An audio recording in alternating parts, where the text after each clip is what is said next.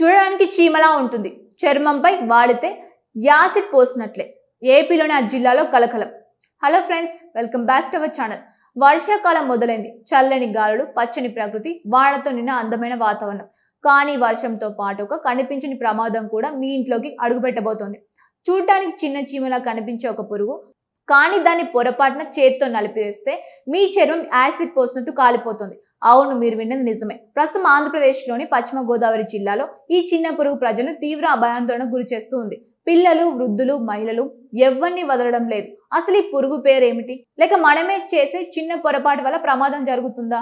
ఈ పురుగులో ఉండే పెరేడిన్ అనే రసాయనం ఎంత ప్రమాదకరం?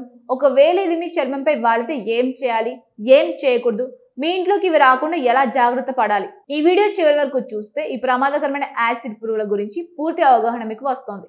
కాబట్టి వీడియోని చివరి వరకు తప్పకుండా చూడండి.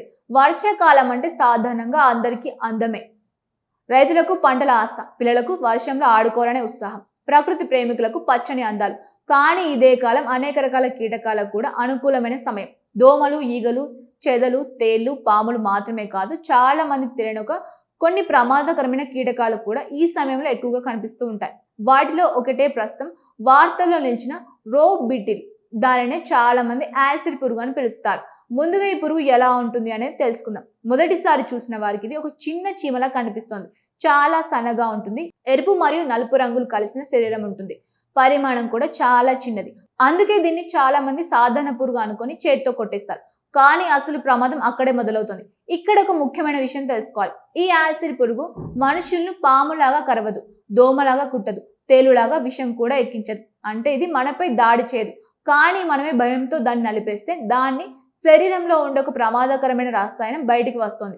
అదే పెడేరిన్. ఈ రసాయనమే అసలు సమస్యకు కారణం. పెడేరిన్ అనే రసాయనం చర్మాన్ని బలంగా దెబ్బతీసే గుణం కలిగి ఉంటుంది. ఇది చర్మాన్ని తగిలిన వెంటనే మొదట స్వల్ప మంటగా అనిపిస్తోంది. కొద్దిసేపటి తర్వాత చర్మం ఎర్రగా మారుతుంది. తర్వాత బొబ్బులు ఏర్పడవచ్చు. కొందరిలో కాలిన గాయాలు, మచ్చలుగా కూడా కనిపించవచ్చు. తీవ్రమైన సందర్భాల్లో వారం నుంచి 10 రోజుల వరకు ఆ గాయాలు తగ్గకపోవచ్చు. అందుకే దీనిని యాసిడ్ పురుగు అని ప్రజలు పిలుస్తూ ఉంటారు. ఇప్పుడు ఒక ప్రశ్న వస్తోంది. ఈ పురుగులు ఒక్కసారిగా ఎందుకు ఎక్కువ అవుతాయి? దీనికి ప్రధాన కారణం వర్షాకాలం. వర్షాలు కురిసిన తర్వాత నేల తడిగా మారుతుంది. చెత్త, చెదారం, కుళ్ళిన ఆకులు, తేమ ఎక్కువగా ఉండే ప్రాంతాలు పెరుగుతాయి. ఇవన్నీ పురుగులకు అనుకూలమైన వాతావరణాన్ని కలిగిస్తాయి. పొలాలు, గడ్డి ప్రాంతాలు, తోటలు, నీరు నిలిచిన ప్రదేశాలు ఇవి వేగంగా పెరుగుతాయి. తర్వాత భారీ వర్షాకాలం కారణంగా వాటి సహజ ఆవాసనాలు దెబ్బతినడంతో కొత్త ప్రదేశాల కోసం గ్రామాలు ఇళ్ల వైపు వస్తాయి. ప్రస్తుతం పశ్చిమ గోదావరి జిల్లాలోని జగన్నాథపురం ప్రాంతంలో ఈ పురుగులు ఎక్కువగా కనిపిస్తున్నాయని స్థానికులు చెబుతూ ఉన్నారు. రాత్రి సమయంలో ఇళ్లలోకి గుంపులుగా వస్తున్నాయని ప్రజలు ఆందోళన వ్యక్తం చేస్తూ ఉన్నారు. ముఖ్యంగా పిల్లలు, వృద్ధులు వీటి వల్ల ఇబ్బందులు ఎదుర్కొంటున్నారని సమాచారం. ఇప్పుడు మరో ఆసక్తికరమైన విషయం తెలుసుకుందాం. ఈ పురుగులు రాత్రిపూట ఎందుకు ఎక్కువగా కనిపిస్తాయి? కారణం వెలుతురు. రోప్ బీటిల్స్ ముఖ్యంగా ట్యూబ్ లైట్లు, ఎల్ఈడి లైట్లు, తెల్లటి బల్బులు వెలుతురులోకి ఎక్కువగా ఆకర్షితులవుతూ ఉంటాయి. అందుకే సాయంత్రం తర్వాత అవసరం లేని లైట్లు వెలిగించి ఉంచితే అవి ఆ వెలుతురు వైపు వస్తూ ఉంటాయి. కిటికీలు తెరిచి ఉంటే నేరుగా ఇంట్లోకి వస్తాయి. అయితే ఈ ప్రమాదం నుంచి ఎలా తప్పించుకోవాలి? కొన్ని చిన్న జాగ్రత్తలు తీసుకుంటే చాలా వరకు సమస్యను నివారించవచ్చు. మొదటిగా కిటికీలకు మెష్ ఏర్పాటు చేయాలి. సాయంత్రం తర్వాత అవసరం లేని కిటికీలు మూసివేయాలి.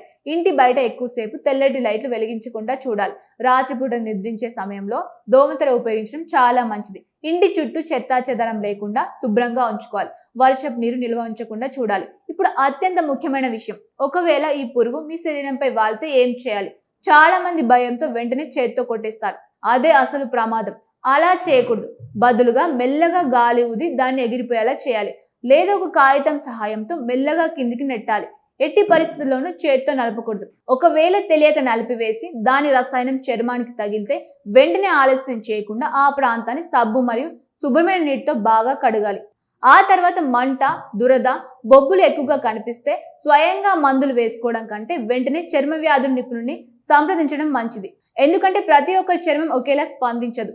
ఇక్కడ ఇంకో విషయం కూడా చెప్పుకోవాలి. సోషల్ మీడియాలో ఇలాంటి పురుగుల గురించి అనేక అపోహలు కూడా ప్రచారం అవుతూ ఉన్నాయి. ఈ పురుగు కలిస్తే ప్రాణాపాయం, ఇది విష పురుగు, ఇది మనుషులపై దాడి చేస్తోంది లాంటి అనేక వదంతులు వినిపిస్తూ ఉన్నాయి. కానీ వాస్తవం ఏమిటంటే ఈ పురుగు స్వయంగా కరవదు. దాని శరీరంలోని రసాయనం చర్మాన్ని తగిలితేనే సమస్య వస్తుంది. అందుకే భయపడకుండా సరైన జాగ్రత్తలు తీసుకోవడం చాలా ముఖ్యం. ప్రపంచవ్యాప్తంగా ఈ రోప్ బీటిల్స్ కొత్తవి కావు. ఆసియా, ఆఫ్రికా, దక్షిణ అమెరికా వంటి అనేక ప్రాంతంలో ఇవి కనిపిస్తూ ఉన్నాయి. వర్షాకాలంలో ఎక్కువగా బయటకు వస్తాయి. వ్యవసాయ ప్రాంతంలో వీటి సంఖ్య పెరుగుతోంది. అందువల్ల రైతులు కూడా జాగ్రత్తగా ఉండాలని నిపుణులు చెబుతూ ఉన్నారు. మనం ప్రకృతితో కలిసి జీవిస్తున్నాం. ప్రతి వర్షాకాలంలో కొత్త కొత్త జీవులు బయటకు వస్తూ ఉంటాయి.